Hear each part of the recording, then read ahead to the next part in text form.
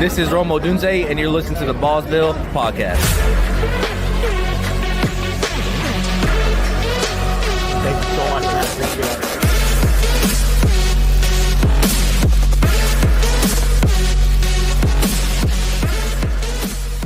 And now, your host of the Ballsville Game Podcast, Sean Clemens. Gerald.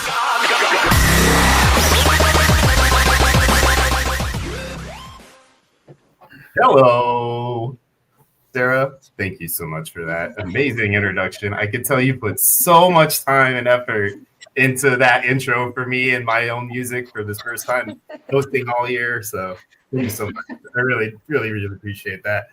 Hello, everybody. How are you guys out there today? Welcome to the Ballsville Pod, brought to you by the Ballsville Nation, where great odds combine for great payouts. I know I said it differently than Scott because we don't do things the way Scott does things when Scott's not here. We do things our way. Jimbo like that one. Today we got Sarah. How you doing, Sarah? What's up, guys? Always happy to be here. Our good buddy Jimbo, that you all remember, the Ashton Janty best friend on the pod. How you doing, buddy? Hanging in there, buddy. Enjoying the heat. And we've got another buddy of ours, a new friend. AFMan9, he goes by. His name is Sam to me. You know, he's a Patriot fan. A Chiefs fan. I'm so sorry to call him a Patriot fan. I mean, even Chiefs fans don't deserve to be called Patriot fans. That's okay. But That's okay. He's a Chiefs fan, but we love him anyway. How are you today, Sam? How you guys doing? Glad to be here. Awesome. Glad to have you, my friend. I know you got some awesome takes, and you have a thing I want to talk about real quick that you run called the Commissioner Lab, right? And why don't you give us a little bit of insight real quick? I know we went over this last time, but I really want you to cover that again because it's a really cool concept, and I want to hear more about it. Ethan, stop it. Go on. Yeah, I appreciate it. I started something just last month, and it's called the Commish Lab. And basically, the idea came from, I always felt like, as a commissioner, I was alone a lot, dealing with problems in the league, dealing with waiver fights, and just all the headaches that commissioners have. And I felt like we need a place for commissioners to go and get a little sanity back, have some camaraderie, and share tips and ideas, and maybe some of the problems we've had and how to overcome them. So that's kind of where it started. And it just kind of evolved from that. And now we've got lab rats, as we call them. And it's like our dedicated people that engage in the group, the first 12, the second 24, so we got gold jackets, we got silver jackets. So we try to make it fun. And it's just a place where commissioners come hang out. That's awesome, man. And, if anybody out there has commissioned the league before, you guys know how much of a pain in the butt it could be and all the very specific types of, annoyances and issues that you have to deal with every single league, it seems like. So, it's nice to have a group of people together that have all gone through the same thing. It's kind of like an AA meeting for commissioners. You guys can just get together and chat it up, and everybody knows exactly where you're coming from. Yeah, it's a lot of fun. Yeah. So if you're a commish, just let me know. And we have some of the Commish Lab content on this Discord. So, but it's Lab Rat certified. So just let me know if you're a commish, and I will give you access to it. You go check it out. Right. And none of you non-commissioner people coming in there to bitch at commissions. All right. We already get enough bitching in the league, right? You don't need to be rolling into the commish group trying to take us down there too. Yeah. You have to verify your commissioner and show 3 leagues. Yeah. 3 leagues that you've been in. Exactly. It's not the kind of thing for the faint of heart. Yeah. I love it. If you're an aspiring commish, though, let's talk. We'll get you in there somehow. Right. Yeah. You want to do some leagues, man. There's a lot of people out there that are looking for fantasy leagues on a regular basis. So, I joined quite a few of them randomly. I'm in, a couple of my dynasty leagues are people that are commissioned, multiple different leagues. And, they don't know if they're actually like a group the way we do things here at Ballsville, but the same guy commissions multiple different leagues with different style formats and, a lot of different people, some of the same people. And, it's fun. I got 3 or 4 leagues that way with 2 or 3 different commissioners. So, I do like those leagues. They're fun ones, even though they're not Ballsville. Yeah, that's what I do. That's mostly what I do. Yeah, I like that a lot. So, Sarah, do you do any commission? A lot, yeah. Yeah, you too, Jim? Yes, sir. So you guys are part of the Lab Rats, right? Yeah. Yeah. I do a lot of There we best go. ball leagues, but I also have several. Hey, Commissioner of Best Ball League. I mean, come on. I mean, what is that really Not like? really to say, no, it's a pain in the ass at the end of the year. Going through all of them to pay everybody out. Oh man, I love it. I mean, if they're in Ballsville leagues and stuff, we got that league safe is going to be enormous to deal with. That's so yeah. Oh God, the saint. yeah, that's what the Alex Hernandez is for. He does all that kind of stuff for us because he's super organized. Not like Right. myself, Most Speaking people. of that, the Yeah. Presidente's in the chat room already. As always. Commissioners Oh, Anonymous. So Coming in. let's roll into a little mini game action, ladies and gentlemen. Ooh, you have a Sam, new you want one? to talk about this mini game, my friend? Because if I'm not mistaken, this is something that you came up with, you and Alex, a little collab action. Yeah. Once he kind of stumbled onto the commish lab and got in there, we started talking. And when he wanted to bring me over to Ballsville and kind of start mixing things in here, he said, "Why don't you come up with some ideas? See what kind of fresh stuff you got?" Because we kind of are like an R&D group because we throw out all kinds of crazy ideas and see what sticks. And so I pitched him these ideas here, and he was like, "I love it. Let's kind of start rolling with those." And we did one of them last week. The chemistry set was put on the podcast last week, and so this week we have one called the Triple Threat Ticket. And this is the one where you're gonna pick 3 players from 3 different tasks, and we have them listed here on the screen. You got to pick 3 players that to score 2 touchdowns. 3 wide receivers to finish in the top 10 of PPR, and 3 defenses that score, plus 10 fantasy points. And so the prize that's up for grabs there is $20. Nice.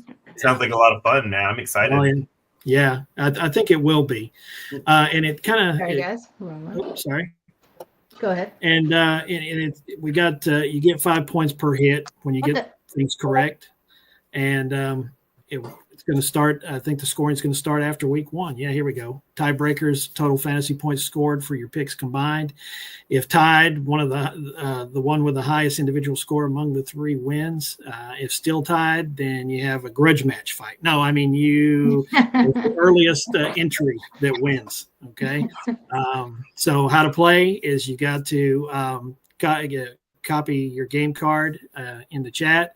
You need to what's the word slipping my mind? Triple. Yes, you have to DM triple to our sleeper league, and then you'll be in. DM one of us 4 here on the league. It's only for Ballsville watchers of this podcast, so don't share it with a bunch of people. Yep. We all have And our the more sleeper you names share it, here. the more the odds are going to go down for you. So trust me, you don't want anybody else that's not listening right now Yes. in this game. Yeah. DM one of us or Alex with the word triple on sleeper, and we will invite you I to see the you guys league. putting it in the chat. The chat will not work for you. This is Chat will gonna not be work. drawing like that. This is a game. So you got to send triple to us in sleeper so we can then send you the link. Yeah. Our sleeper names are right here under our pictures. This is going to be a lot of fun too, guys. It's going to be a 1-week game that we're going to do here, and there is a potential that we do this game again sometime throughout the season. There's just because when we're doing these 1-week games, the one good thing about these 1-week games, I should say, not the one good thing, one of the good things about these 1-week games is we can redo them over and over again, like wildebeests. So whatever we decide to do, we will, because we're Ballsville. That's how we like to do things around do here. what we want. It's on a cruise. You guys are gonna find that they're gonna be running the theme of the cat's away and the mice are gonna play. So, we've been eating cheese for the last 4 hours, and we're all hopped up and fired up, all energized. So, you guys are gonna get the wrath of come on now. Oh man, love it. So yeah, that sounds like a really, really fun game, though, man. I'm excited about that. Yeah, So, I'm looking forward to it. yeah, and Connor brought up something that we should talk about real quick. I know it's not in our plan, but we could do it for just a few seconds. We do have a Ballsville meetup in Las Vegas in August. It's going to be Labor Day weekend. So you guys, that would be the 29th through the 1st, if you guys don't know your dates. Anybody who wants to make it out here to Vegas, we're not doing, there's no special kind of, travel agency to reach out to for a special rate on anything. You just got to kind of find your way out here, whatever it takes for you, whether it's a tent or a hotel. Get out here and come down and hang out with us. And Don't stay in a tent in August. You'll die. and whatnot that we're going to do. But we've got about 7 people or so at this point coming out at least. Just to come talk shit to Sean. That's the only reason they're coming out. Now, Yeah, hey, please do. I would love that. The more the merrier, because I'm not shy, so I don't mind being the butt of a joke here and there. who's comping the and- drinks? Friday the 29th is the Ballsville Hangout Day, right? That's the day that we're all going to be. Yeah, Friday the 29th is the actual day that we're gonna do like an official get together as much as possible. But we're gonna try to do other things also. Quite a few of us are gonna do things on the side as well. Like think about it like a cruise boat, right? Like maybe this group wants to go do this show, maybe this group wants to go check out this pool. Whatever the case may be, we'll all still be doing other things beyond just that one official gathering. So yeah, we're looking forward to it. I mean, I live here, so I'm gonna have all my stuff here. I'm gonna have all my short swimsuits and everything else I need to enjoy myself. So yeah, I'm looking to have a good time. Yep, it's gonna be like we're gonna do some barbecuing over at our condo that we have out there. Scott's gonna be over there. We're gonna over at Tahiti Village, kind of down by the Luxor, is where our condo is at. Big lazy river pool, and We'll let you in. Just tell us and we'll get there. yeah, Open the doors outside for you. picnic area where we can grill and stuff. So there's gonna be a lot of different stuff going on. Even gonna talk about doing a live draft out there too. So That'd be fun. I mean, I'm always up John, for bring the big white board. to go swing some clubs. That's an option for us. So yeah, it's a always little course, little par 3 Top course golf. out of airport. Top golf too. I mean, that'd be just Yeah. so much fun. You don't golf, you can play other things. Yeah, right. They have this new Tiger Woods like little miniature golf place where you drink alcohol and miniature golf on this outdoor little course. It's pretty Sick. dope. So we can go check that out too. Maybe some love pickleball, it. whatever you don't want to do. All right. What's next? All right, let's move on. Yeah, Triathlon game. Alex is gonna be like Tiger. We going to talk about this triathlon game or what? Oh man, yeah, we will talk about the triathlon game. Let's definitely. Should we get into that one right now? You know what? Why No, not? Let's it's talk on the about list. the triathlon game right now. So the triathlon game, if you guys are not aware, the triathlon game is a game of our own invention. It is a 3-leg game. So it's one season, 3 legs. The first leg is redraft, and it's 1 through 8 weeks. So 12 teams play redraft for 1 through 8 weeks. The second leg is guillotine. Those 12 teams get whittled down to 8 teams through a 4-week period. 1 team eliminated at the end of each week, just like a guillotine league would do. And then when they get down to the 8 teams, 2 leagues combine into a 16 seed bracket, and that turns into a best ball league from that point forward for a best ball playoff bracket. So it's a lot of fun, guys. And if you're in a few of these leagues and you've been following along, we have actually updated our website. I'm going to go ahead and share this screen for you guys to give you guys an idea on what we've done here so that you can follow along.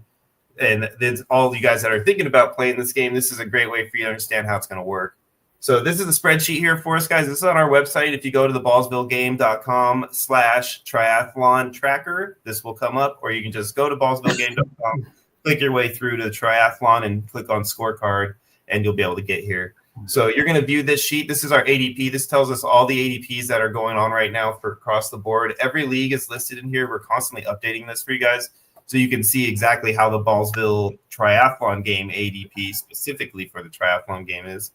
And then each realm has a tab down here below that you can follow along. This is one of our realms that's already completed. We have 12 teams on the light side and 12 teams on the dark side.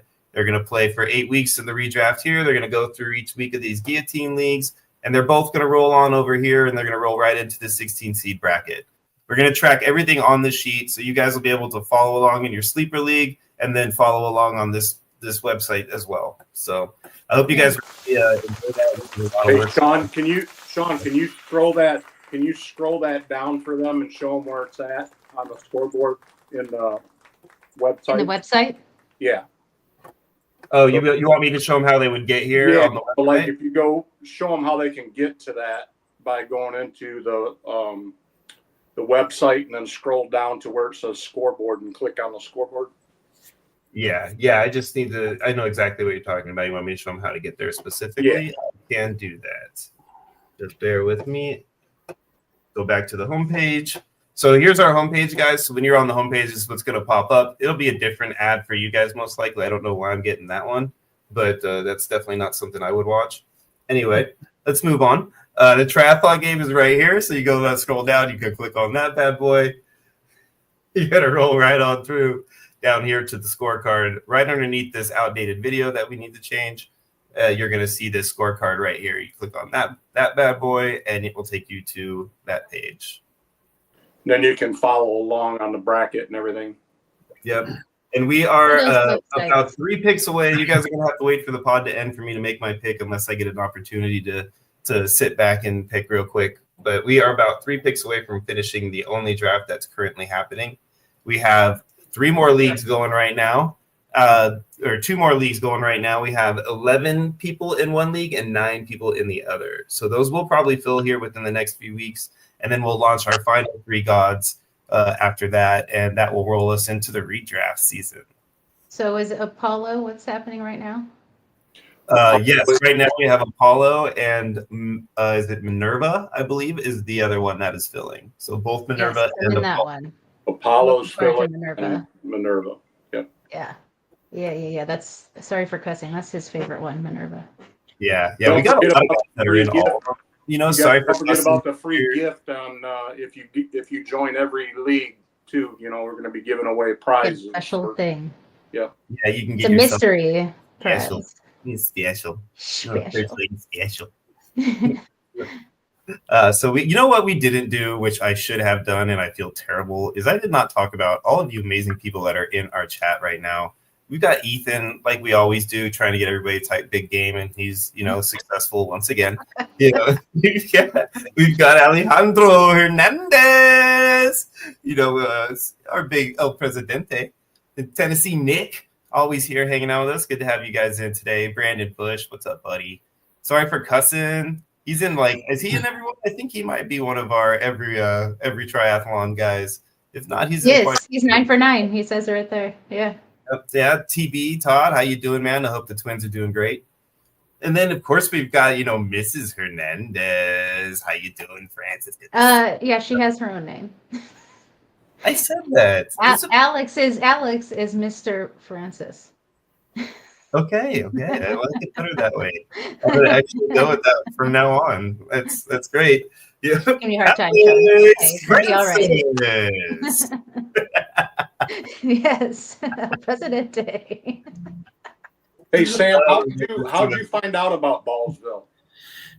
Well, like I said, and Alex, he kind of stumbled on my group because I was posting the group in Facebook in different League Finder groups, and he joined, and immediately he became one of our Gold Jacket members because he was so involved. I mean, because that's what Alex does, right? He's a go-getter, and we just started talking. Have anything to do with the 400 leagues that he commissions? It might.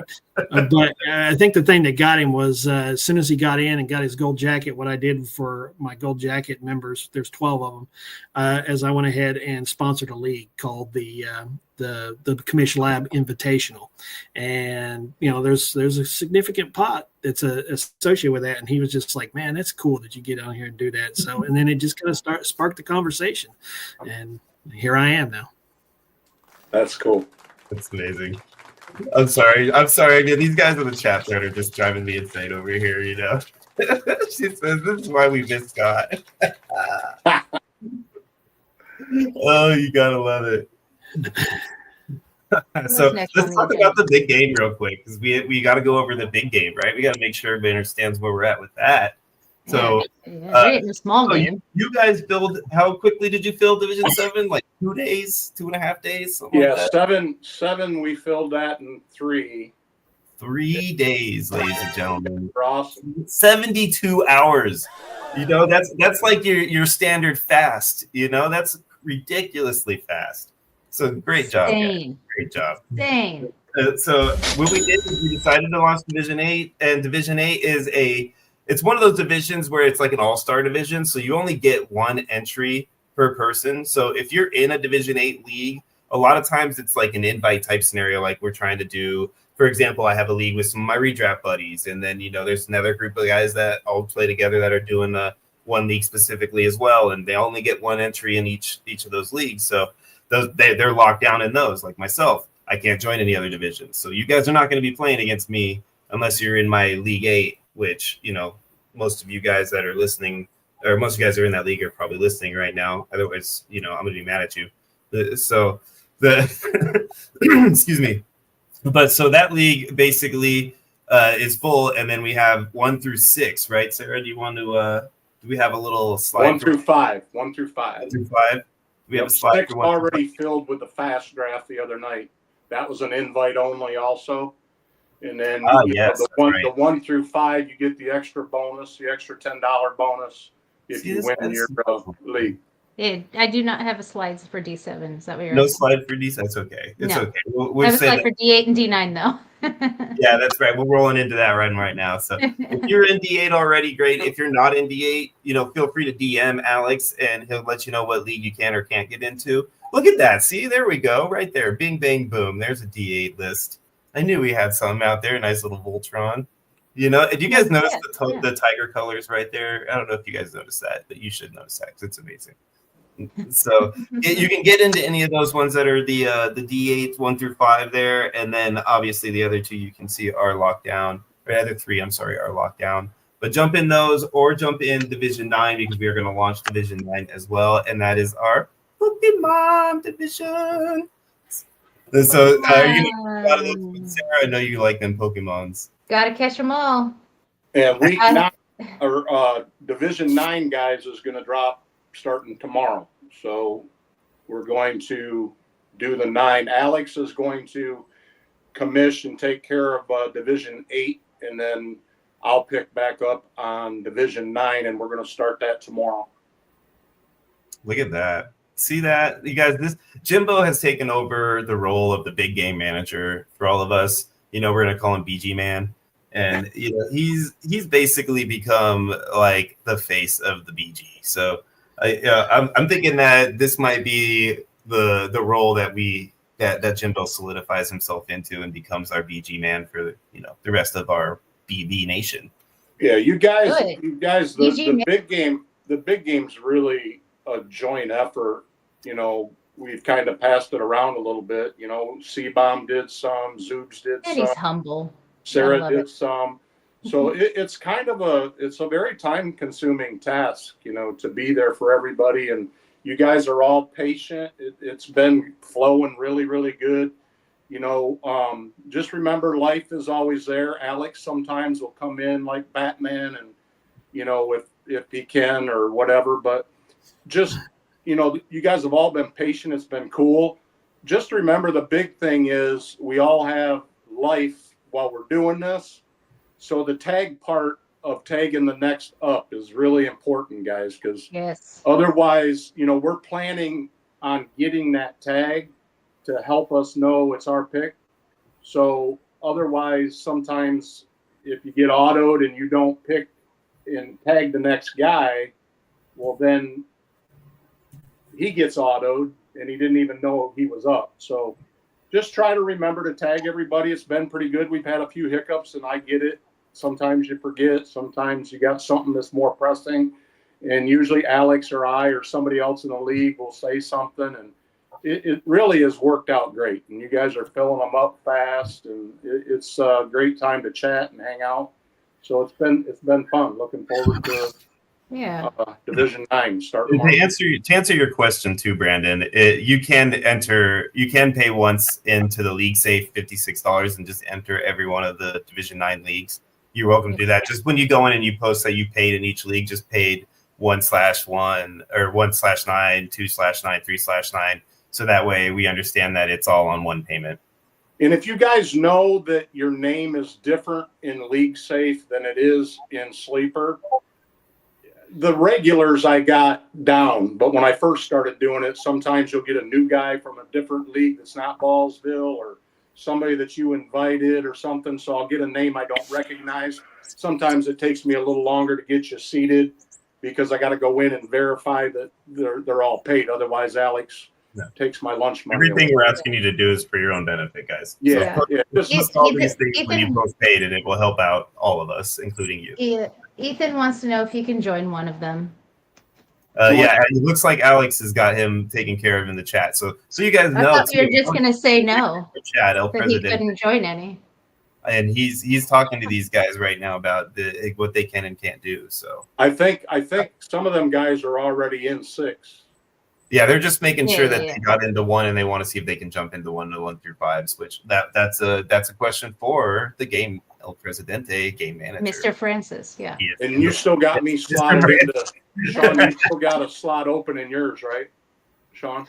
In well, I have 2 people that are supposed to be joining, so it's between you and Alex. Whoever wants the final spot, you 2 could have. 10-4.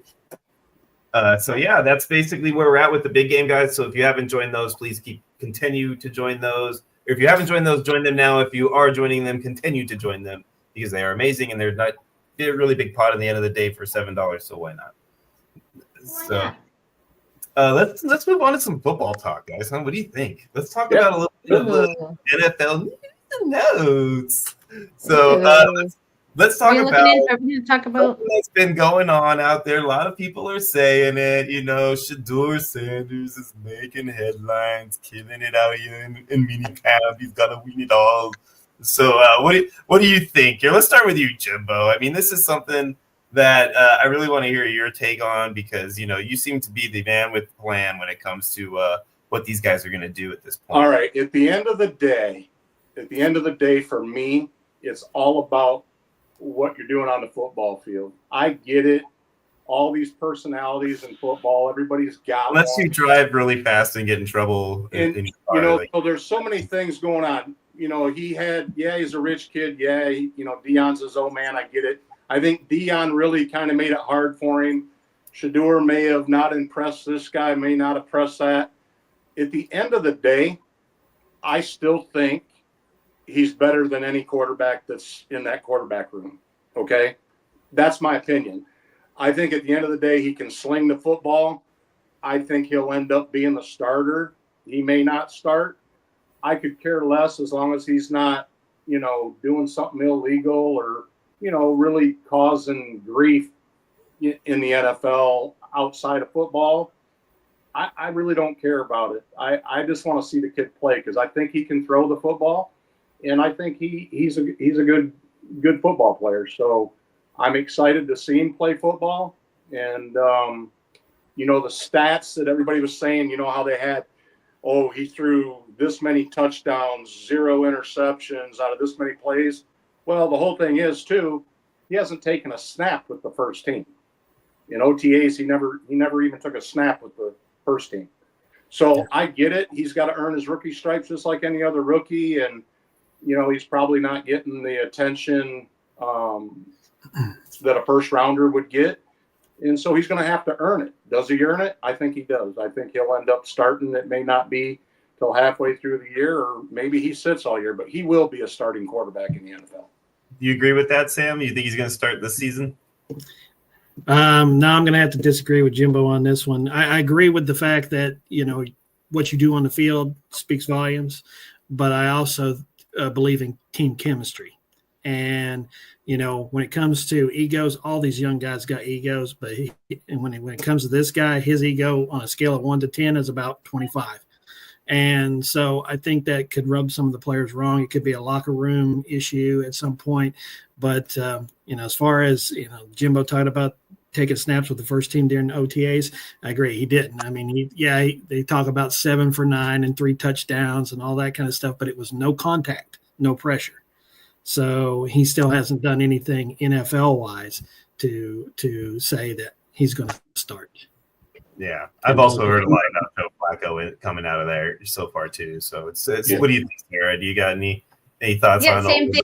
Yeah, sorry, I had set up the next slide because I put my little guys in order for QBs. But I mean, there's been talk in fantasy football in some of my leagues where they're like, they already knew that they were going to sign him. He already knew they were going to sign him, and they were just making him wait. And for a show or whatever. But yeah, I mean, I don't think he's going to be the starter day one. I have no idea if he's going to like, be humbled at all, playing with the team. If he has been humbled, I know in the last couple of weeks they've been talking about him really showing up and doing well. But this was my little ranking that I thought it would be for day one. And I put Pickett last there because he just made me so angry when I thought he was going to be like such a great quarterback for Pittsburgh. Sam, do you think that they trade Pickett, or do you think they just cut one of them guys and let them walk, or do you think they're going to trade Pickett, keep Pickett? I mean, I think that could go either way. I mean, he could get cut, he could get traded, but I don't really know what kind of value that he would bring. So they're going to wait for somebody to get injured. He's the kind of guy that they're waiting for an injury to happen, and then he'll be coming in as the backup to the guy that's moving up to be the starter now. And right, it'll be something like that. And they're just hoping that somebody will give him like a 5th or 6th or something for him. Yeah, because Pickett, if somebody gets hurt real early, they might want Pickett to step in before the rookies. So yeah, exactly. He might start as the second one, on the list, but then at that point that would be like Flacco getting cut because Flacco just like had an injury or retired or who knows. Right. Yeah. Flacco's clearly there to train the young. Like if Flacco's there at the end of the training camp, then I think that Pickett's gone somehow, some way. Yeah. All right. Well, the next one, I don't understand what this is about. You guys tell me. It's Fat Debo time, ladies and gentlemen. Oh, he's not. We're gonna talk about Fat Debo. So every single person on this panel is fatter than Debo. I mean, yeah, but we're also not being paid to be professional football players either. He's so. not fat. A bit of a difference there between. He's got more muscle in one arm than we do in our whole bodies. All right, go ahead, tell me about it. Why are people saying he's fat? What's happening? There was this, I believe it was like either a GIF or something that had gone around of him that showed some heftiness to him. So there was a lot of people saying he was out of shape and everything. And then, there's also the rebuttals that come out saying that, no, he's in the best shape of his life. And the guy can run a faster 40 backwards than most NFL receivers now and so on and so forth. Yeah. But, it just depends on who you talk to, really, what opinion you're going to get. And, it's fun to, have a little Fat Debo photo, but the real talk here, in my opinion, is what do you guys think is going to happen with Debo in this offense? And he looks so is he still got anything left in the tank? His play style does not really, tend to a long career for the most part. So, do you guys think that he's still capable of being the Debo that's successful, or is he going to, is he just going to get tackled on tackles he would normally break away from now, and it's going to leave him, short yardage plays on a regular basis? Yeah, I feel like he's still got something left in the tank. I mean, because this is not new news, right? Every year it's kind of like, is this an ideal situation? Showing up for OTAs a little bit on the plus side? No. Is it new? No. He does this on a regular where he comes in, a little heavy, but he's also regularly getting dinged up, which do you think that has anything to do with that at all? I do. I mean, I think that you need to stay on top of your body 24/7 in order to stay healthy when you're constantly like beating yourself up. And a lot of these guys that are getting these dings and every year, all the time, to me, it's like, dude, what do you do during the off season? Do you just like pig out and kind of like, like Chad Johnson would eat McDonald's all the time and, stuff like that? Like that I think tends to lead to these like hammies and calves and, all these little strains and, because here's the thing, at the end of the day, whether it's OTA, minicamp, whatever, this is still NFL football. And if you don't, as you said, if you don't take care of your body and keep it in tip-top shape, then you run the risk of getting dinged up like he does on a regular basis. Exactly. And when you're in your early 20s and you're new to the game, you could still kind of do that a little bit. But as your body ages, and it ages fast because of what you're doing for a living, it's gonna start catching up to you, and you got to adjust. I mean, it's just like all of us, like Sarah just said, we're all fatter than Debo right now because we've all our body is changing and we ain't adjusting our diets, and we're getting chunkier as we move along in age, which that's like standard for life, right? You gotta adjust, or your body does, just grows. Normal. Yeah, I'm camp ready right now. I don't know what you're talking about. I'm ready. I'm ready to roll. Not Well, I everybody. mean, we're all on the defensive line. That's all. And, Not and when I everybody say ready to deserves roll, I mean put me on my side and roll me onto the field. Right? Hey, man, if you got a nice big grassy knoll, bro, I promise you I could get down that 40 pretty quick. So, I think Debo's still got some in him because I think that he's probably trying to bulk up and get a little stronger so that he can avoid more injuries because of his role. But I like where he landed for his role. And I think if they use him correctly, so to speak, and he actually is trying to gain more muscle and turn it into more muscle so that he can still be fast, but also be able to not tweak things as easily, I think he'll be okay. But I mean, it's really all about those injuries. Yeah. I can see him being a good pickup in redraft and maybe best ball for like a boom bust kind of pick, but dynasty, I'd be out on him on dynasty. It's funny because late pick, I'm dynasty, on the for other sure. side of the fence on that when it comes to dynasty because of how cheap he is. Because Yeah. everybody feels like you right now about him, and I'm able to get him for late second rounders, sometimes a third and a fourth or something like that. I'm definitely down to add him to a team that's contending, overtaken an Isaac Tesla and an Elijah Arroyo or something like that. I'll take Debo and give you that third and fourth rounder to try to make that extra piece that on my depth for the run that I want to make, right? I haven't seen him go that cheap yet, but usually second. I mean, the people out there that are like Sam just said, that are completely against having him on their team, they're taking what they can get for him sometimes. Maybe you have to add in an AD Mitchell, right, and throw in an AD Mitchell in third. I'd be okay with that. And I'm probably tainted because my dynasty team last year was trash. I suffered the old man trauma because a lot of the players I had were aging out. And it's a tough time, man. You got to have that balance, man. It's hard. I got to have some youth, man. I got to have some youth. Right. Jimbo, before we move on, dude, I want to hear what you got to say about Fat Debo. I heard this week Dan Quinn saying he looked fast. Dan Quinn's gonna say everybody looks fast on his team. I know. Dan Quinn looks fast this time of year.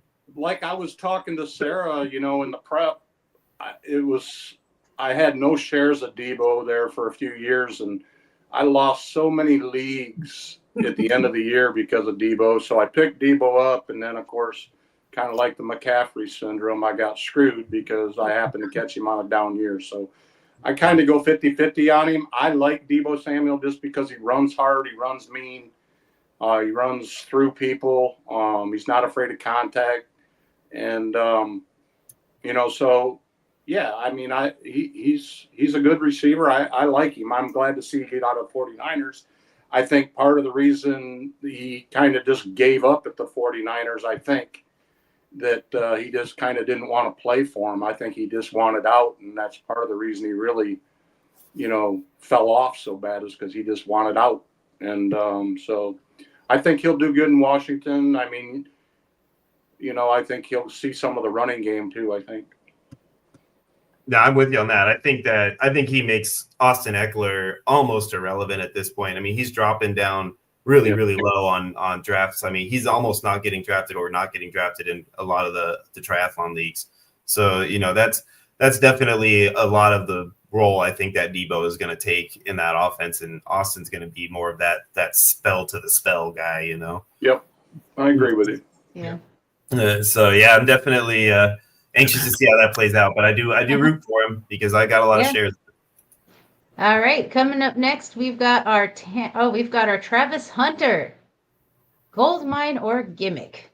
Yeah. Gold mine or gimmick on the Travis Hunter front. What do you guys think, man? Do you get this guy they just talked about it that he's starting to move on the other side of the ball now. He's going to be a cornerback now for a little while, and this and that. I think that's pretty stupid in my opinion. I would not put him anywhere near that defense for at least a week and a half at the training camp, but.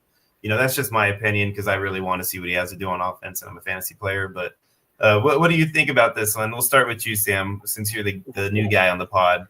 Where are you at with this? I'm with you, man. I don't see this thing being viable at all. I mean, they haven't had anybody play at an elite level on both sides of the ball in 60 years, and there's a reason for that because the NFL has just gotten bigger and faster every year. And so you can't. I don't think anybody's body could handle that kind of stamina playing that Ironman football, both sides of the ball. So I think this is a gimmick right now, in my opinion. But the question is, he is taking reps with the first team D. So where does he land? Where do they put him as? Is he going to be the wide receiver? Is he going to be on defense? I mean, I'm leaning towards wide receiver because I think that the Jags still need some help there. Oh, absolutely. I think he's 90% wide receiver, 10% cornerback at this point. Yeah. What about you, Jimbo? Where are you at? I'm kind of stuck in the middle on this. I think it's going to be could be a per game deal, to be honest with you. I think it's going to be who's on the other side of the ball. I mean, it could all come down to whether they're going to run press or they're going to run zone. If they want to shut down some of these teams, got 2-3 good wide receivers, I think you could see them play defense a whole game and not play any offense. If they're trying to shut down a guy and run some press, I think, he could play a lot of defense. I'm leaning towards more. I think he's going to end up playing defense. We need like a, how they have that Staples button where you can press the button. Like, we need a Jimbo hot take button where we can just press the button and get like a Jimbo hot take clip. We'll get one. We'll get one soon. We got another one coming. It'd be like Jimbo hot take, so we just like press it every time. Hot take. Oh my god, we'll get one. We got buttons here. We'll get one. Man, that's great. I don't know, man. That's a lot of defense. It is, and I totally agree. I totally agree with Sam on this one. I think it's a little more gimmicky that they're trying to push this, like, he's going to be amazing on both sides of the ball type of thing, because like people are already usually pretty careful with their rookies as it is, like not wanting them to get injured, letting them get time to bulk up, get used to the system and everything. And so like to think that he's going to come out as a rookie and just like play both ends and do all this, and I mean, you're either just want him to get injured or it's a gimmick. Grasp one side of the playbook. How are you going to expect this kid to grasp two sides of the playbook? Come on. Yeah. Exactly. Yeah, because these NFL playbooks are complex. Right. I mean, you're talking 500-page novels. I mean, it's basically trying to figure out two Harry Potter books at the same damn time. But I think that it makes way more sense to put him on way more offense for sure. I mean, what? They don't have anybody else. They got Brian Thomas, obviously, you know what I mean? But it's like, who else is there? I mean, do you really expect Brown or, PJ to like step up in a number 2 role? Like they're both kind of more wide receiver 3 guys, so. And I think if they weren't going to be on more wide receiver side for him, then they would not have cut Gabe Davis, because they were still paying that guy quite a bit of money. And they lost quite a bit of dead money by cutting him. So I don't see any reason that they would have got rid of him if they did not anticipate that Travis Hunter was going to be running offense a lot. Yeah, it's true. And they only picked up Brown. So it's like, Yeah, exactly. So to me, I think that Travis Hunter is going to, like I said, like 90%, 10%. Maybe it'll be like 80-20, maybe like Jimbo said, when game script wise, maybe a 70-30 scenario. But I don't think it'll be, my honest opinion is that he's going to be a full-time wide receiver. And he's going to be like the CB3 or something like that, where he'll come in on like a certain package and defensive packages, like nickel packages or something like that. But he's not going to be your CB1 or 2, and playing on the outside, an entire defense like they do. Because I just don't see, like, not only would it be like impossible for him to maintain that level of endurance through the entire game, when you really need him to be at his top game in the fourth quarter, he's going to be burned out. But he's not going to be able to maintain a full 16-game season. He's not going to be able to do that. I'm sorry. It's not going to. 17-game season. So he's just going to end up basically like burning himself out by trying too hard. They need to, if they're going to do that, they need to work him into it. So rookie season, I'd be shocked if they do it anything different than, at least a 70-30 split, whether it's defense or offense. Hey, Jimbo seems to lean the other way. I lean the offensive side, but I don't think it's going to be anything more than that as far as like double time playing, because that's just a lot of Ironman football. Yeah, it's true. Well, that was like a grants. All right, so the next Jimbo's, right? Yeah, so exactly. So his hot take will come up soon, but he actually really wanted to talk about what Mike Evans said about the TB running room, which was that he says that it might be the best receiving room he's been a part of in his whole entire 11-year NFL career. And so we added this whole too many wide receivers cartoon to it to let Jimbo kind of start that off for us. All right, guys. I know some of you guys been really ragging on me with the Mbuka thing, but I'm going to tell you. Wait. Well, that's the next one. That's the next slide. That's the next one. Though. I'm not going there. Okay, it's all right. You can meld them all together, Jimbo. Meld them all whatever together. you want. You can roll right into it. Here's the whole thing on this wide receiver room, okay? Let's go. Godwin is not going to start the season, okay? He is not going to play until at least week 3, okay? So there's a reason they drafted Mbuka. I mean, the guy's going to start. And so, I just think that with Godwin being out, they've got some serious depth. I mean, they got some good wide receivers, and I think they're solid. McMillan is right there. I mean, that kid, is great too. And there's talk they're going to trade Palmer. I don't know. Garrett is good wide receiver too. So, do they have too many wide receivers? I don't think so. And I think that, Jason Light knew and Todd Bowles knew that Godwin's not going to be ready. And I think that's why they went out and got Mbuka. And I think Mike Evans is correct. I mean, who am I to doubt a Hall of Famer like Mike Evans? If you look at some of his interviews lately, I mean, he's not just saying this to say it, I don't think. Yeah. So I think they got a great wide receiver room. I think anybody's going to say that in the training camp time, though, Jim. But I mean, I'm going to hype up every single one of my teammates if I'm Mike Evans. I'm going to be like, man, these fools are amazing. I'm telling you, I can like Randy Moss is on my squad. I think it's a good wide receiver room. But they really do have a good wide receiver. Fantasy Pros has them number 2. Fantasy Pros have them at number 2 in the league. And you know who they got first? Which I can't believe this. They got the Eagles wide receiver room number 1, which I don't agree with that. But I think Tampa's got a good wide receiver room. Yeah. Well, you know what? Maybe in the next few weeks, while Scott's gone and we're playing around here, we could come up with a list of the top 5 wide receiver rooms in the NFL and see where we all fall as far as our lists are concerned. Oh, maybe it'll be a mini league. I'll tell you a mini game. I'll tell you what, Jimbo, I agree. I think this team is going to be great. I really do, but I think they're going to be great for the NFL. I don't think they're going to be great for fantasy because there's too many people to throw the ball to. It's gonna dilute the point values. It doesn't matter anyway because we all know Cade Otton's going to be their number 1 receiving threat all year long anyway. Yeah, like 1,000 yards. 15 touchdowns. Write it down now. Cade Otton, tight end 1. Cade Otton. I don't know if I'd go that far, but oh, come on, Janty. Don't be. I think. Well, yeah. My hot take. All right, I'm trying to be Jimbo over here with some hot takes. Leave me alone. Next time Jimbo's on, there will be a hot take button so that we can say Jimbo's hot takes. Yeah. There it is. All right. So here we go. This one's for you. This one's for you, Ethan. This one's for you. All right, guys. My hot take on Mbuka is I think that we may see history this year, at least tie it. I think you'll have 3 wide receivers in the Bucs wide receiver room with 1,000 yards. And now here's my hot take.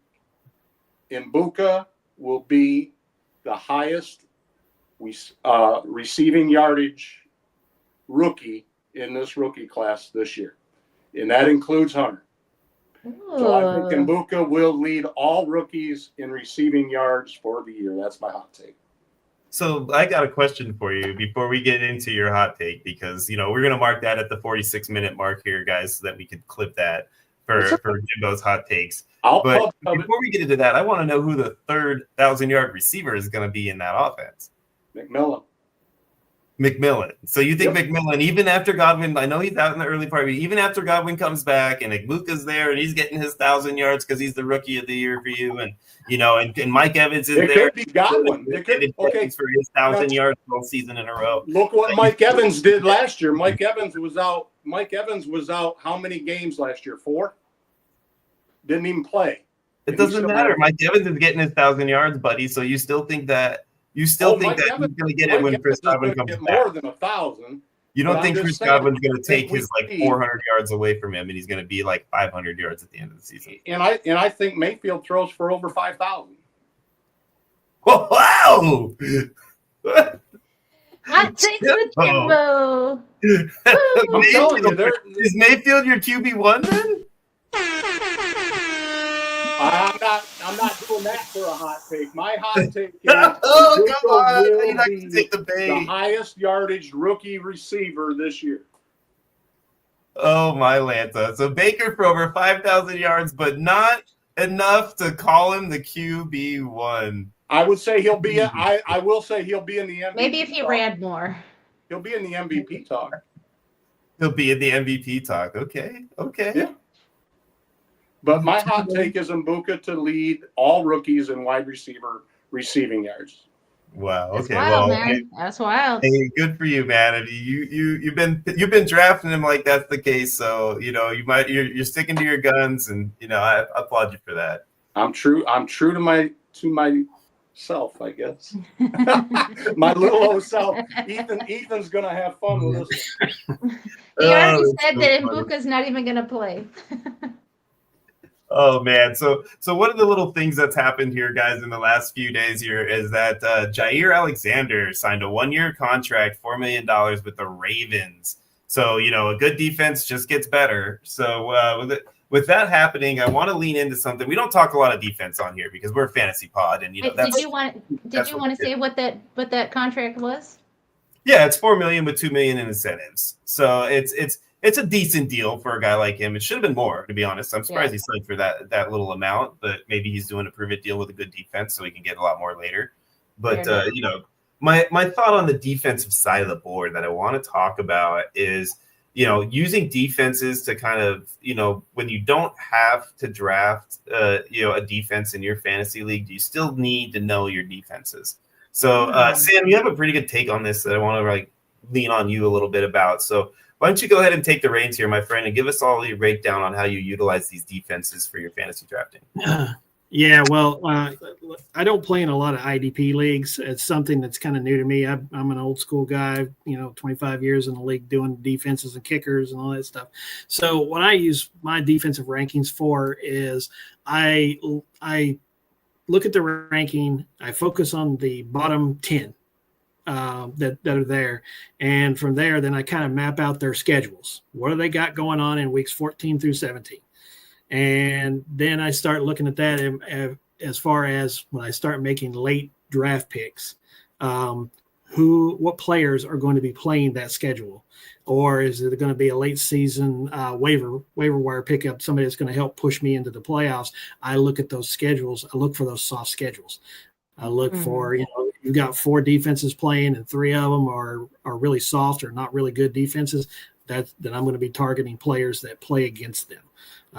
That's kind of what I do with them. And I see you're using Fantasy Pros here.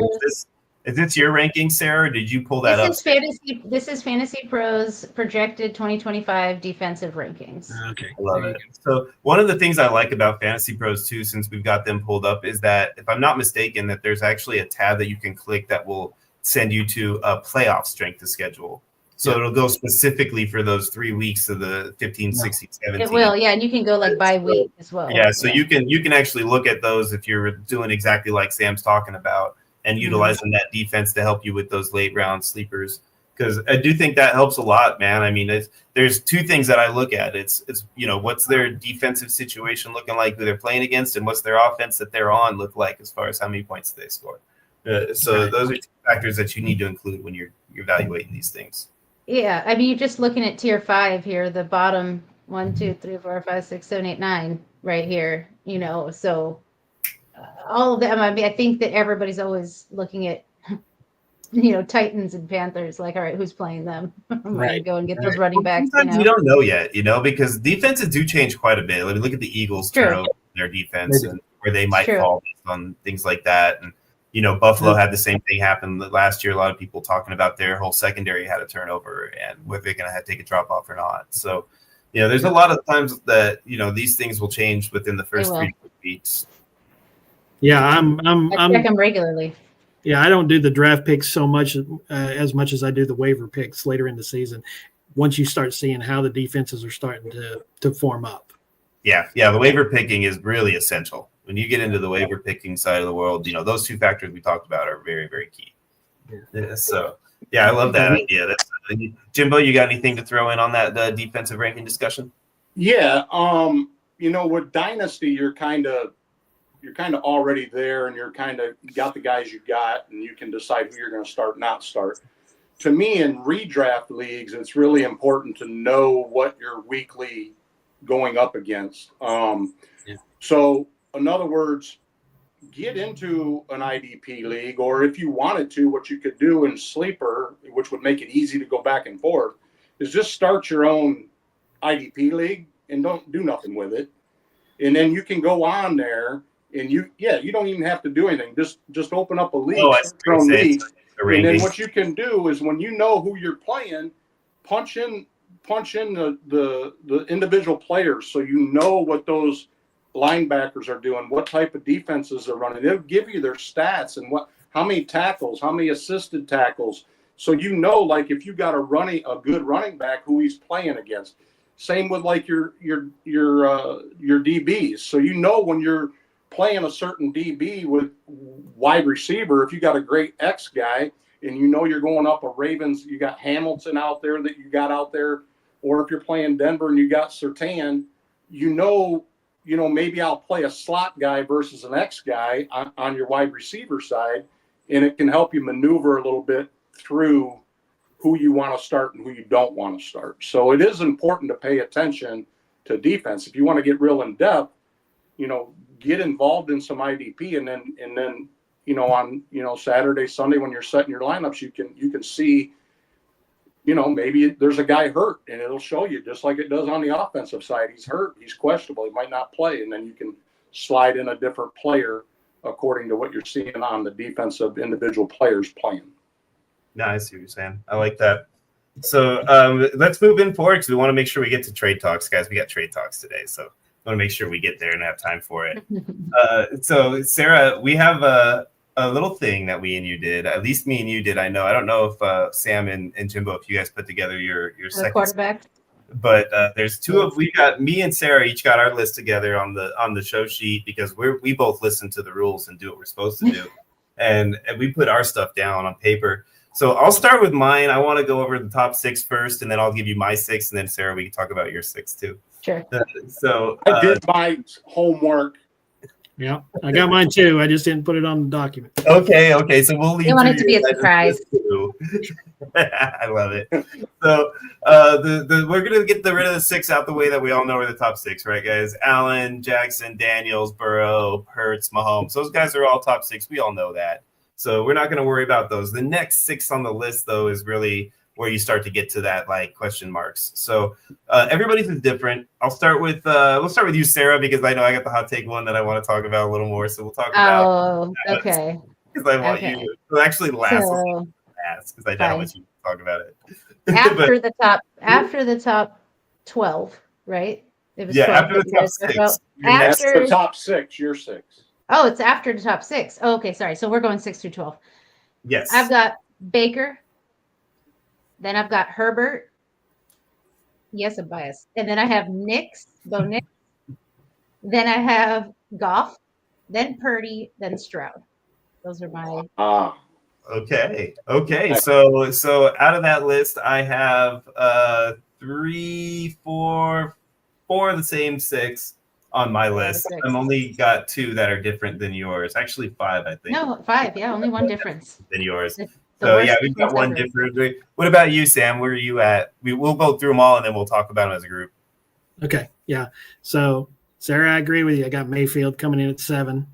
I've got Goff at 8. I've got Nix at 9, Murray at 10, Herbert at 11, and Love at 12.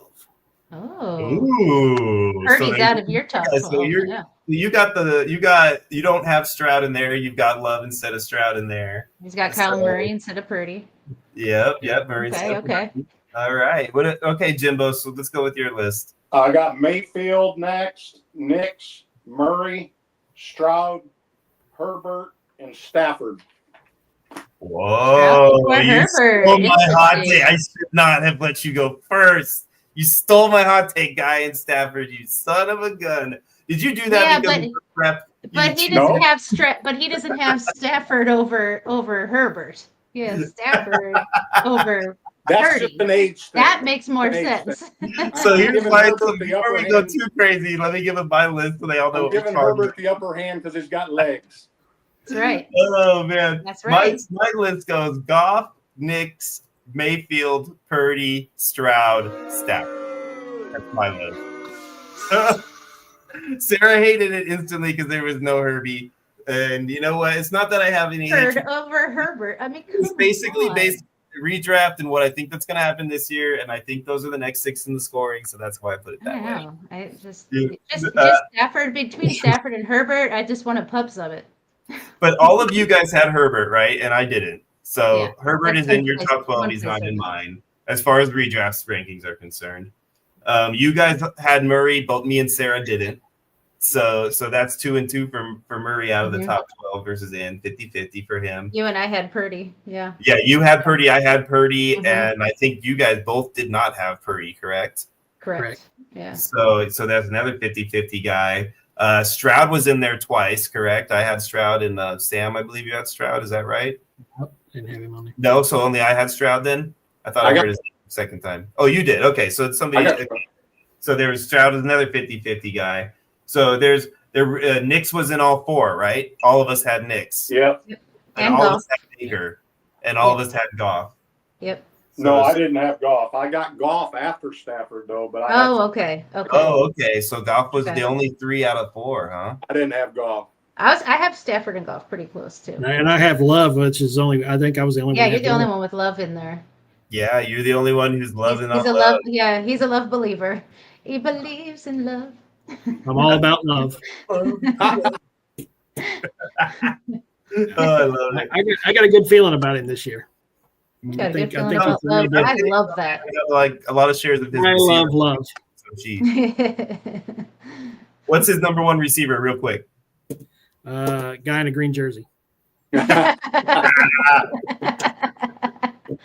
He's got 10. 10 I was trying to wide think receiver out of one. you. I wanted to hear you yell Dontavion Wicks or something.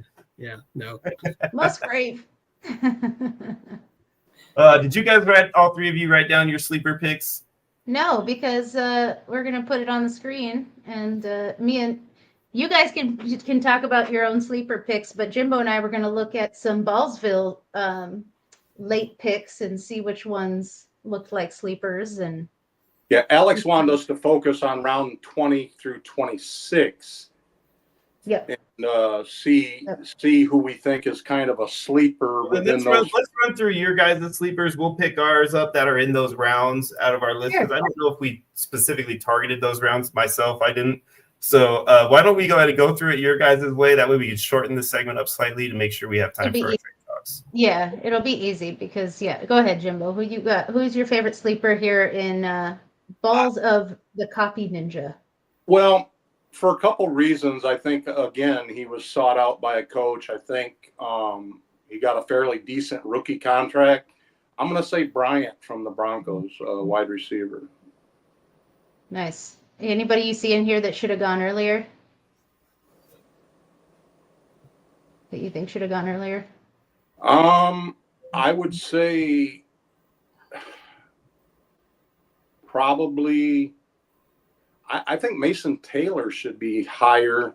Tight end for the Jets. I think he should be up a little higher because I just think he's going to get a volume of targets. I feel like Kate Otten should have been not on I was this going to list. say either. that too.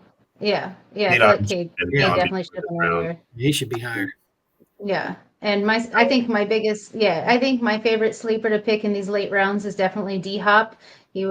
I know he's older and all of that, but I think he's on a team right now that values him. And I think they really have a good chemistry. I was So really I think surprised to see him leave the Chiefs. I really was. too many cooks in that kitchen It too. might be a homer of me to call him out, but Josh Palmer was on my list also as a guy. And the reason I say that is Yeah. all the chatter I'm hearing out of camp is that he's really good at just getting open, and Josh is really good at finding the guys that get open. And so he's been getting a lot of targets, more so than anticipated. So I do feel like there's definitely going to be a role for him in that offense, number one. And if he's getting open, Josh will get him the ball. So he's a guy where he's going, and then I take him all day in the 20 rounds. One that kind of sticks out down there to me is, what do you think about Chubb, Sean? What do you think is really going to go on there? I like Chubb as far as like having him. If you've got Mixon, I don't mind snagging a Chubb at this point in time, because I think he'll be that solid handcuff guy, because I don't feel like they got confidence in either of their two younger guys to put him in as a full-time guy, whereas Chubb's proven he can do it. So if he shows he's healthy and he's able to maintain throughout the season on a backup role, if anything happens to Mixon, then Chubb, I think, is the guy that gets the largest chunk, personally. So that's what I stand, though. Sure. I mean, unless that rookie comes out looking really good in training. Yeah. You guys want to talk about the ones that the sleepers that you guys kind of had off the board in general? Well, we both were going to talk about Hollywood Brown at one point. So Sam, you want to talk about Hollywood as like why you got him as one of your sleepers? Because we both have that same thought process about him. Yeah, it's only because he's a Chief. No, I got one. There's nothing wrong with biased picks. No. I mean, Hollywood's a guy. I think he's been underrated a lot of his career. There's a lot of flash that he has. He does have big play capability. It's just he just has these up and down spikes in his career that just drive me crazy. But I really felt like he was going to have a good chemistry with the team. All the things I hear is that there is a chemistry between him and Mahomes, but he just never got to really showcase it because he got injured so early. And then you know how it is trying to come back in the season after something like that and trying to force it. I really think that he has a pretty good shot at doing something pretty big this year. I agree. If he stays healthy, I 100% agree with you. Ethan's got in chat here, he showed Woody Marks, and I'm high on Woody Marks. I was really surprised to see them take Chubb. I thought Marks was going to be, in there, but yeah, I think he will definitely be eventually. Thoughts on him? He's the one I think that could take it. They've proven Dameon Pierce is not their guy. So that's Marks comes in and looks good, then he could take that secondary role from Chubb. But I think they brought Chubb in because they wanted that insurance. Exactly, they needed that protection. Yeah, for sure. Yeah. Anybody else you guys want to talk about a little bit? Yeah, I just wanted to add that I do also really like Hollywood over there with Casey. Honestly, it was because towards the end of the season, he showed like a little bit of chemistry with Mahomes at the end there. And even though they did just pick up Royals, who I think is a little underrated, but not for redraft, just for dynasty. Right. But I think Hollywood could start out doing pretty well and could be a really great asset especially if Rice has had any issues with his legal problems. That's true. Yeah, absolutely. Yeah. Sounds not only that, with Kelsey falling off the way he did in the middle of the football field last year, I think Brown really. I know Travis Swift is only there because of how badly they got their ass beat. But I think Brown kind of picked up that across the middle of the field. It was puppy love year, I think he'll do a lot better this year. I think Travis Swift is going to be carried off the field by Taylor. His final game, he's going to jump into her arms. I think the worst things that can happen. Are you excited? Are you excited for Royals, Sam? For the Royals, no. I mean, I'm kind of a weird Kansas City fan. I followed the Chiefs for almost 50 years, but I'm not from Kansas City, so I don't follow that team. So it's kind of a long story, but it involved my uncle liking the Raiders in the 70s and the Raiders being the bad guys and me pulling for the good guys, when I was a kid, and it just kind of stuck. So you're not high on Royals at all then? I mean, I like I'm talking about Royals. the receiver. Oh, I'm sorry. I thought you were You talking thought, about. you thought you meant the baseball team? Not Kansas City Never mind. Royals. I'm I thought you were working at Royals, some the baseball. receiver. Yeah. No, I'm good with that. Yeah, I'm good. With that. I Yeah. just Oh, wondered that what was you worth thought the about extra couple minutes of Yeah. airtime and it took. That was great. Oh, I hear a lot of good things my about that kid. Oh, so at least we know his take on the Kansas City Royals. That is awesome. He's like, yeah, I don't care about the baseball team. I get asked all the time. That's I why. love it. That was great. You couldn't have asked for a better opportunity there. I mean, you got to Beautiful. mark that Beautiful. hour and 5 mark right there. That was great. I do have a Oh, my player I God. want to ask about though, because he's not on the list there. But is what do you guys think about Jadon Blue? I think he's slipping farther than I would expect, and I try to snag him wherever I can. He went Yeah, just for dynasties. got him in You this last taking him draft. you taking him early in redrafts though? Because I'm not taking much of him in No, redrafts. no. I'm talking like he's going where I like to take him at, like in that Yeah.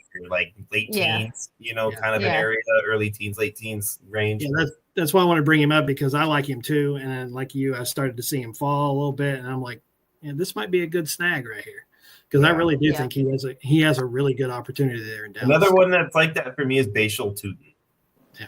There's another guy that's dropping far down the list that I think because people are like, oh, ETN's there. They have similar, types of skill sets. And then they also got Bigsby. They're going to run Tank into the ground before, or not Tank, I'm sorry. They're going to run Trevor into the ground before they get rid of him, or Travis. I said Trevor. But yeah, so like I think that's basically what they're trying to like scaring him off of Bashal. But I think Bashal's going to come out there and take that most of Tank's work away. I think he's going to spell ETN in that aspect, and Tank will maybe do some goal line and be that like third guy because I just don't think. I don't think so. I think Tank's gonna be 1B easy. Do you think he's going to be 1B to Trevor, or I keep saying Trevor to Travis? Travis. That's the question. That's the question. But I don't think Bixby is gonna lose momentum. But Travis might. I don't know. I don't know. But I don't. I'm a big fan. Bixby coming out. I really don't think he's a great runner. So I don't know. Tape isn't awesome, but he did good last year. So yeah, I get it. I actually really like Ollie Gordon. I really like Ollie Gordon as like a good sleeper, and even in redrafts like later, because I know a lot of people were really into Wright, but I think Ollie is instantly going to take the Mostert spot.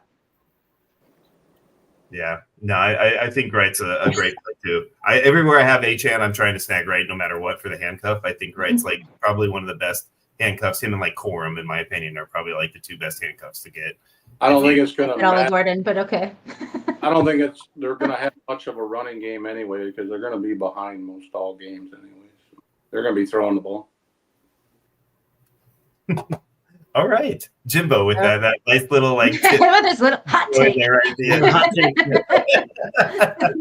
Oh, I love All it. right. So what type of the show is it? Everybody's favorite segment. Trade Talk. Trade Talk. Trade Talk. Ballsville is excellent. Yeah. Well, I wish Scott was here to hate Alex that. Francis, for our beautiful intro.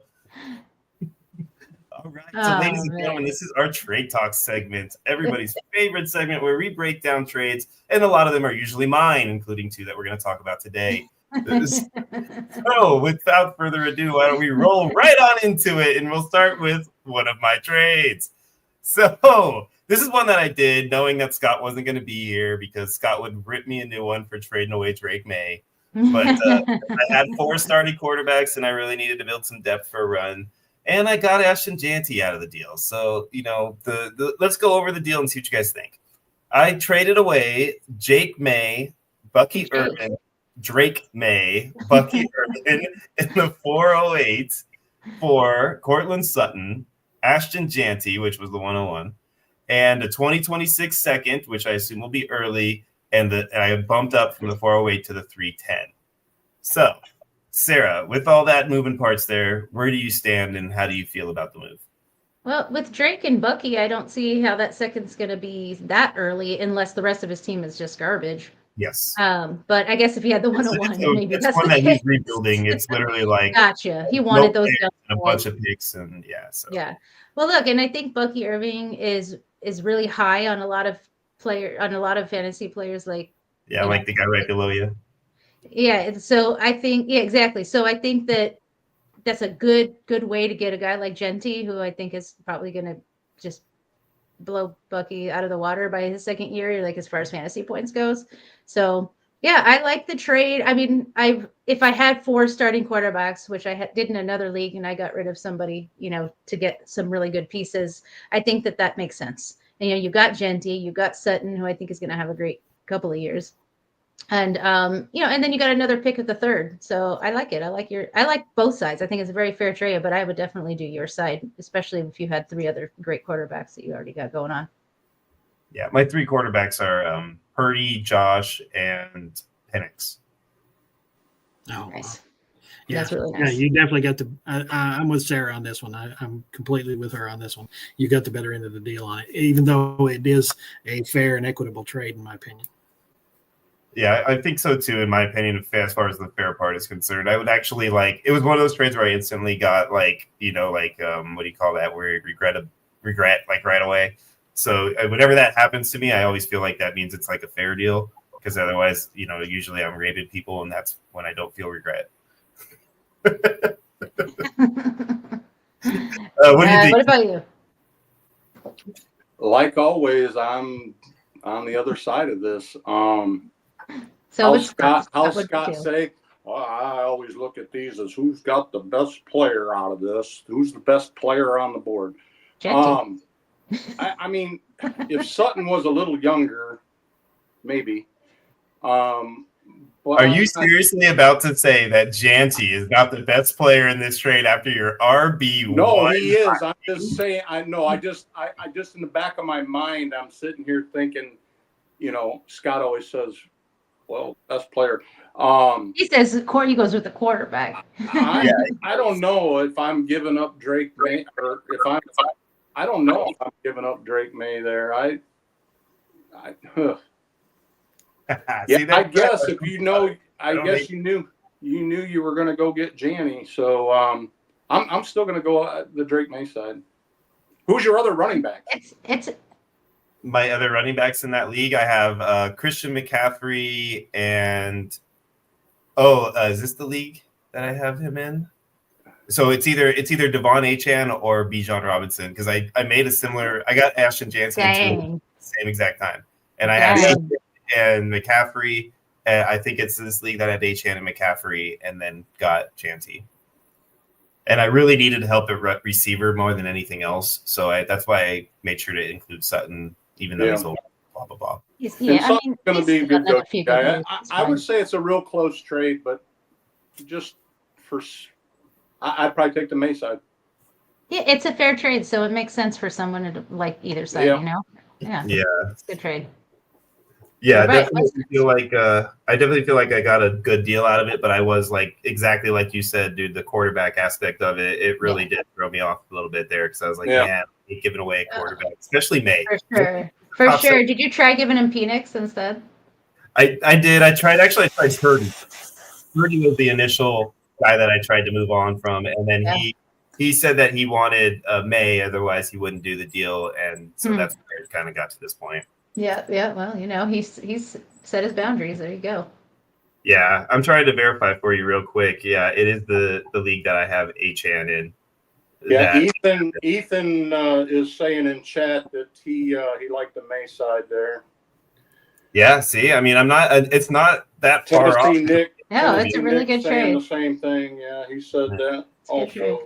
So I made sure to put it in here because I know you guys always razz on me about putting it, so it always make me look good. Well, speaking of Ethan. Yeah, I saw this one today too. Right? So for context for you guys, we've got Ethan and Tennessee Nick. These are 2 of our regulars. Both They're in actually here tonight. sitting here in the chat. So we feel free to jump in here with your guys' backstories on the why you guys did what you did here. Is this a triathlon trade, or is this a let us know, guys, because I don't have a league on here to verify for us. So post it in the chat. Ethan, was this a triathlon trade, I think? Yeah, they'll let us know here. Okay. So in the meantime, we'll break it down for them. We've got Tennessee Nick is receiving Drake London, Khalil Shakir, and Sam Porta. And yes, it is a triathlon trade, so you were right, Jimbo. And then he is sending away to Deegan Ethan, Bijan Robinson, and Jerry Jeudy. So I'll save my take for last on this one because I'm going to have fun with it. So you go ahead and go first, Sam. I want to hear what you think about this deal. Well, the thing about it is, like with Bijan, I mean, there's a lot of hype on him, but I haven't been super impressed with the guy. And Judy, he has his good times and his bad times. I like Laporta myself. And I do like London, and I think there are great things on the horizon for London. So, if I'm the guy getting London and getting Laporta, I'm feeling good about this trade. All right, where are you standing, Jimbo? I'm gonna Tough one, right? I know what you want to do. Oh no, I was just trying to check out the buys on this for triathlon reasons, but I think I'm gonna probably go the London side too, just because of volume and Shakir and Laporta volume wise. Judy just drops it down. If it had been somebody else, maybe, but I think I'm going to take the London side. So 2 for the London side. Sarah, do you agree with that? It's tough because I have to assume that Nick has 2 really good running backs to get rid of Bijan, but if he, so it's really tough because context really makes a difference. Like same with yours, knowing that you had 3 fine quarterbacks to add to your team, because it's really about what your total overall team is going to end up with. So it's hard to think about getting rid of Bijan and not getting a runting back in return. Yeah, Nick, go ahead and post in the thing who you got at running back. What's your running back? Throw us the graphic, let us know. Because Sarah's right. That would help a little bit of a breakdown understanding on whether or not you did this for at least that reason. Yeah, because I would have, instead of Shakir, I would have maybe wanted a lower end running back to go with. Yeah, like a Jalen Ryan Moore Robinson something. Yep, exactly. That's exactly what I was thinking, in the same range. So but if you look at it from Tennessee Nick's eyes on this overall points to week 8 in triathlon, he's going to score more points with those 3 players than the other 2. No, absolutely agree. And that's what I was going to say, too, is that when it comes to redrafting, I'm not a huge fan of giving away more players for less players, only because of the fact that you're in redraft, you're talking about like that specific season. Unless you're getting like a guy who like a Justin Jefferson, or a Josh Allen that's going to guarantee you like a high number of points to make up the difference, you're probably not going to get the same amount of points out of your lesser number of players than you would out of the larger number of players. He says he's got that's the case. Tennessee Nick said he has Henderson and Hampton as his other starting running backs. So you're counting on rookies who have a committee that they're working with. But he said he's got Roman too. Yeah, he's got that as his handcuff to Henderson. So 3 running backs who are working with, there's 2 running backs who are working with each other who are going to split, and then another one that's going to split with Najee. So, I mean, I definitely would that's a tough one. Obviously, I think like I said, I'm going to start my own segment called Sarah's Unpopular Opinions, but I'm not high on Laporta this year. I think there's way too many mouths to feed. He's a great tight end. Don't get me wrong. I just don't think that his fancy numbers are going to be, in the top 5 tight ends. Entire new offense to deal with, and we have no idea what's going to be like with these new coordinators. Yeah, and this is redraft, so I don't mind getting rid of Bijan. I don't think that his running backs are strong enough to make up for Bijan if Bijan has the year that we all think he's going to have. So you're hoping that Drake, Shakir, and Laporta can make up for the running back loss that is going to happen. So, right. I mean, I'd rather, I do like London, and I can't, Shakir, we don't know, he might get, more, but we don't know who's going to be actual, big top dog there. So yeah, I don't know. I like London a lot. I like London and I like Bijan, and they're, so I don't know. In a triathlon, if he scored any type of quarterback stack out of that, could be good. So. Yeah, that's true. He's got to make it into that into the 9th round with some rookie running backs. So I don't think it's that far off per se. I mean, you're probably talking a difference of maybe like a 30-point difference throughout the season, maybe 40. Like it's really not going to be right. Nothing that's going to put you in last place. Yeah. So I might like the lower level guys. I might like what Ethan's team looks like more after that trade than what Tennessee Nick's team looks like more. I'd want to see both teams to say like, okay, that one's probably going to, be higher up. But I think in general, just not even knowing any of that stuff, I'd probably take the London side. Yeah, Not I think knowing that just the slightly.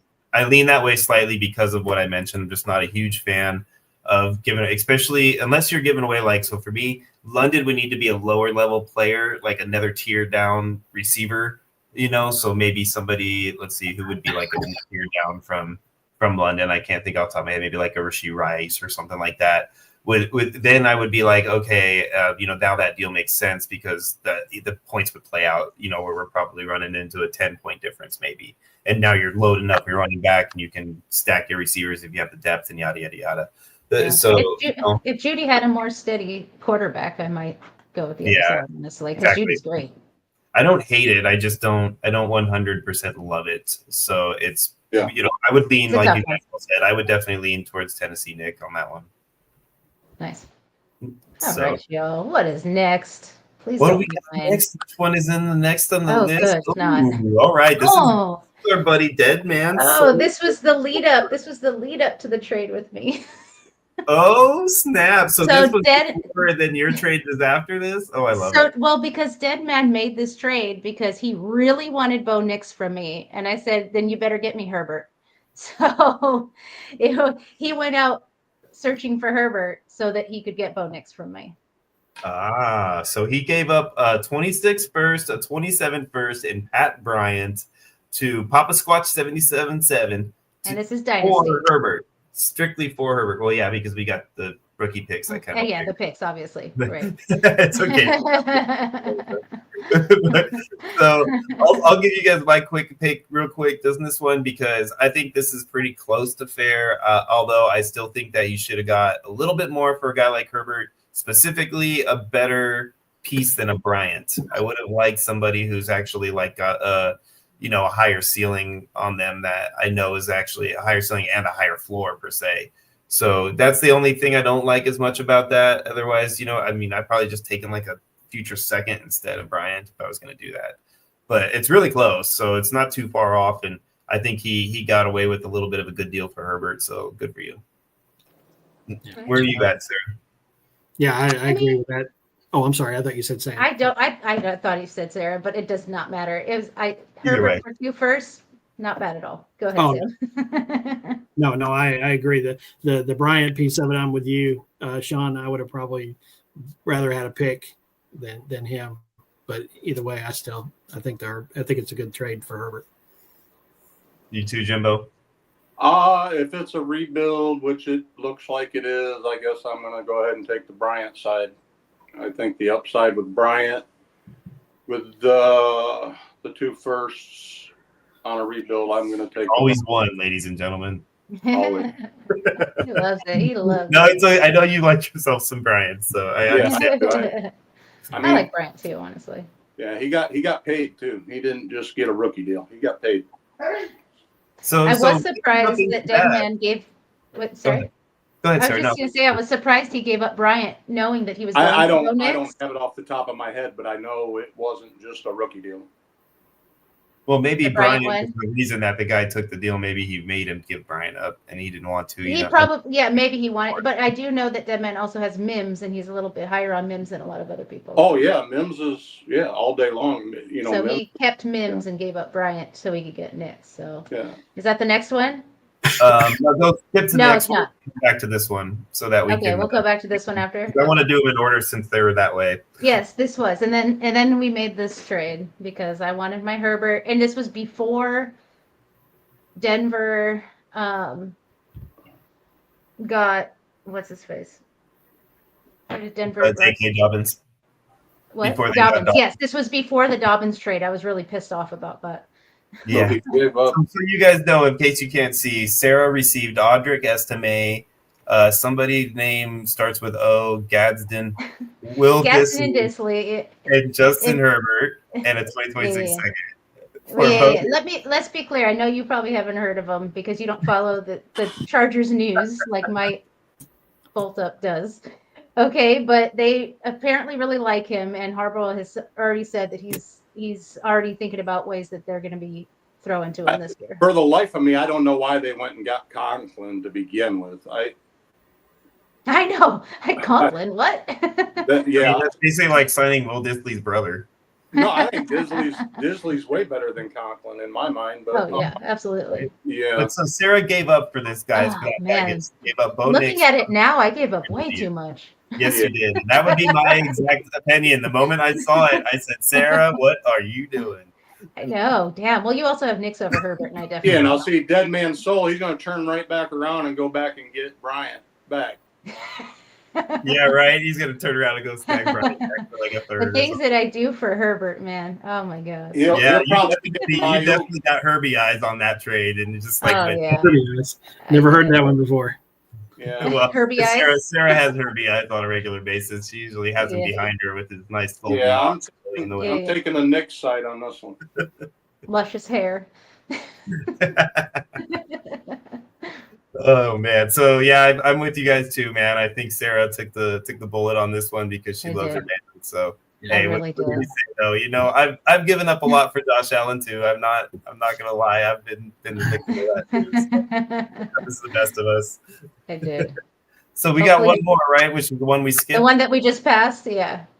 Should be Oh, our whoops. last one. Yeah. Hold on, I gotta go back in this way. Sorry. No problem. This one, right? Yes, ma'am. That is the one. So this All is right, my sir. which was a pretty big one here, guys. So I said this is a buddy of mine that I've been playing with for years. He would love to get him on the pod one day. Hopefully, I will. He's a great guy.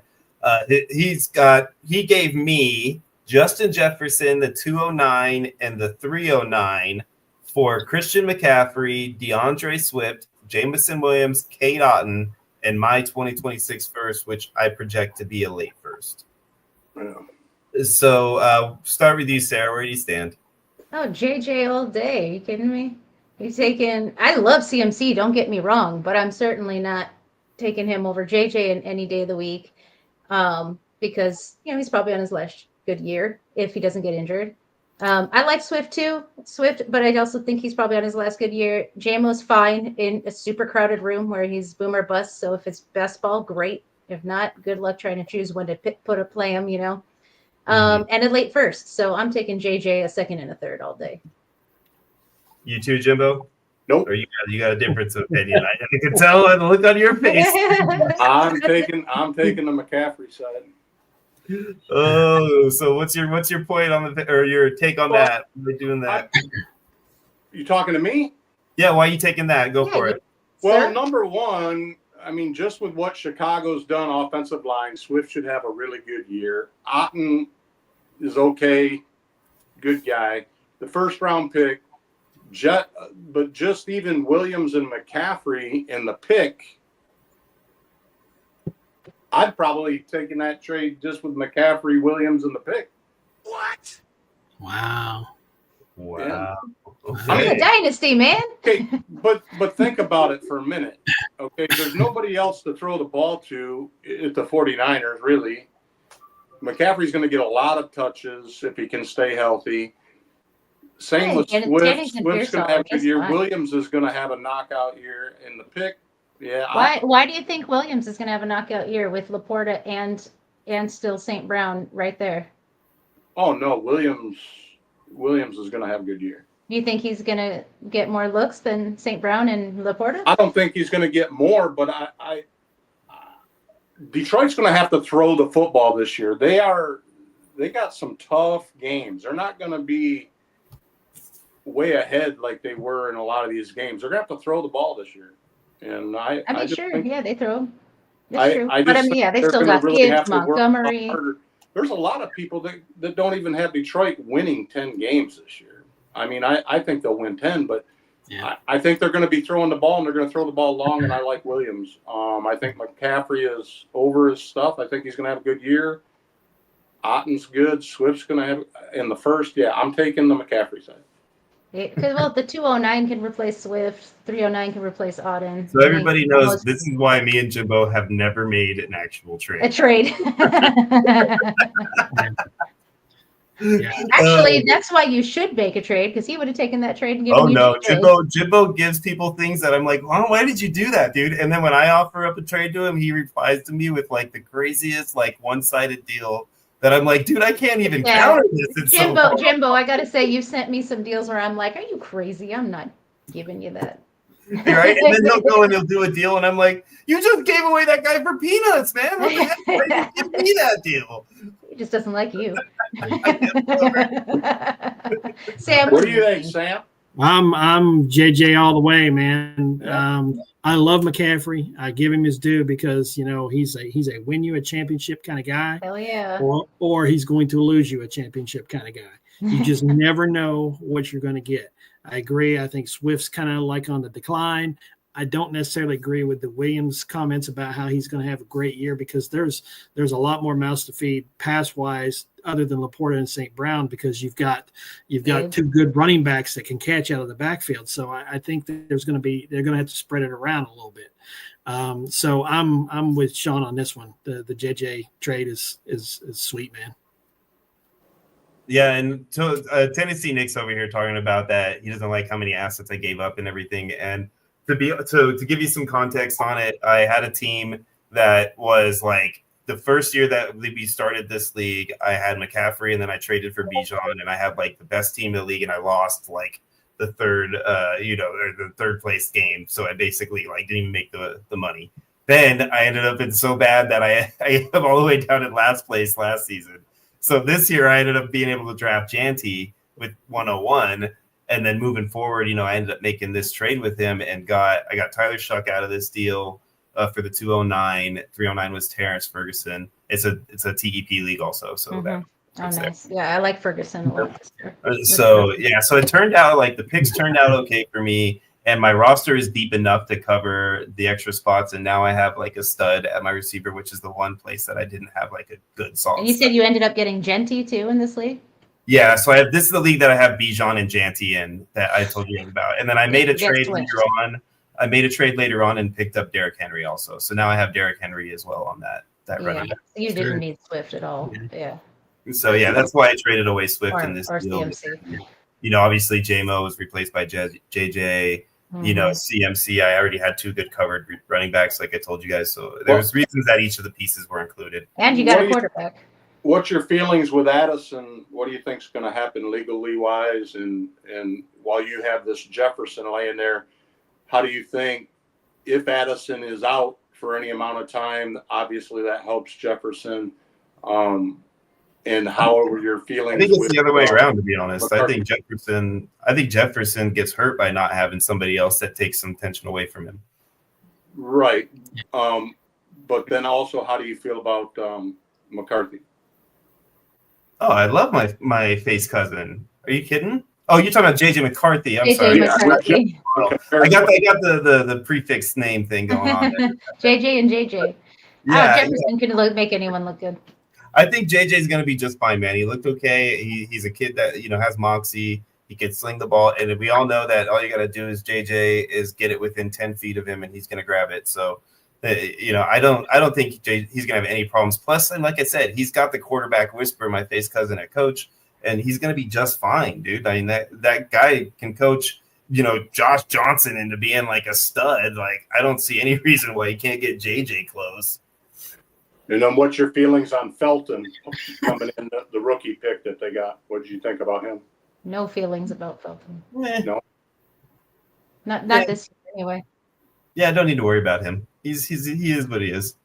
I wouldn't say he's anything special, but like JJ, Hawkinson, Addison, as long as he's playing, like those are the guys that are going to be prime targets in that offense, and they're going to soak up 90% of the targets across the board. So El Presidente. Oh yeah, Hunter over Addison. Hunter over Addison. Well, I don't know if you guys were paying attention to the chat earlier, but JoJo and sorry for Kristen, we're having it out about trying to get a pub sub on Hunter, and he wanted him to compare him to another player, and JoJo said no. I just want to bet that he's gonna be in the top 30, and I think this is why Alex is saying. Hunter over Addison. Yeah. And Ethan says he wants to take that, so we're gonna find out Oh, if that's. Sorry for cussing says Addison over Hunter too. Look at you two guys. See, all you guys are gonna everybody's gonna be eating this whole podcast. Everybody's gonna be eating after all the pub stuff.